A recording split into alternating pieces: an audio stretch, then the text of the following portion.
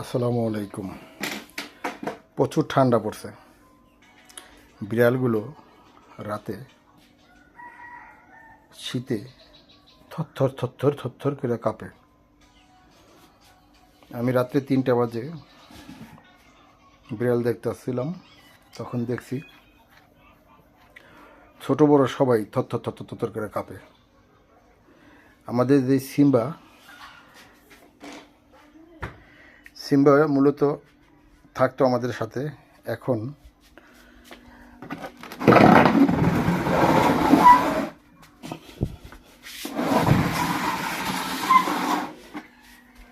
তার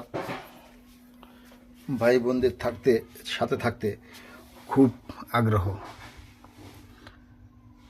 কিন্তু এখানে প্রচুর পরিমাণ ঠান্ডা। এই জন্য আমরা একটি কার্টনের ব্যবস্থা করছি। এই কার্টন দিয়ে ভালোভাবে যাতে গরম থাকতে পারে সেই ব্যবস্থা করবে। এখানে মশাও থাকে অনেক,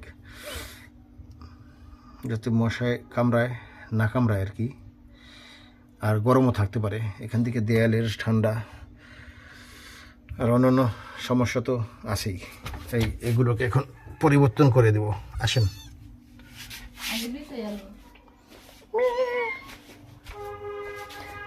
এখানে খেলাধুলা করতে থাকেন।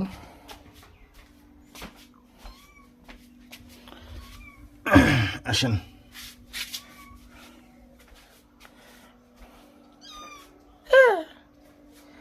ধরলেই মেও পেও মেও পেও।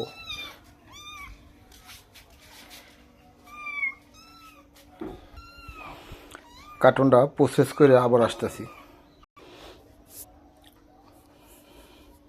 কার্টুন প্রসেস করা হয়ে গেছে।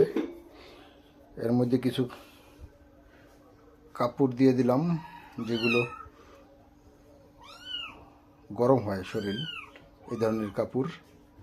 আর একটা ফোম আছে, ফোমটা অনেক গরম।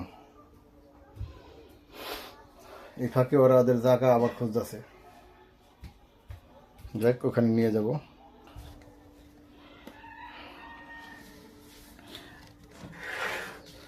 এইখান দিয়ে বাইরে এনে যদি সুযোগ থাকে, পারস শক্তি থাকে, এখান থেকে বাইরে হবি।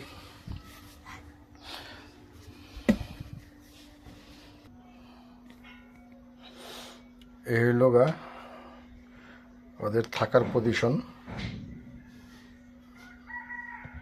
বিড়াল নাকি নাইট ভিশন চক্ষু,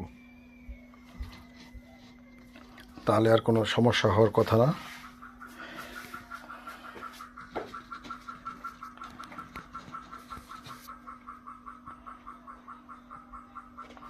একটু ভিতরে দেখব।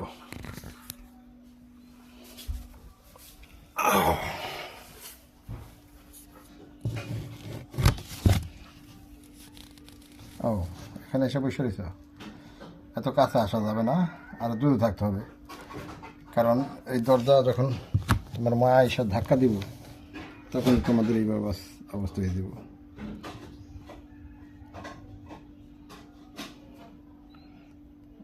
এখন একদিক ভালো হয়েছে, ওরা ইচ্ছা করলেই যখন তখন দরজা আইতে পারবো না, বাড়িতে পারবো না। ওরা এখন বোঝে না জিনিসটা।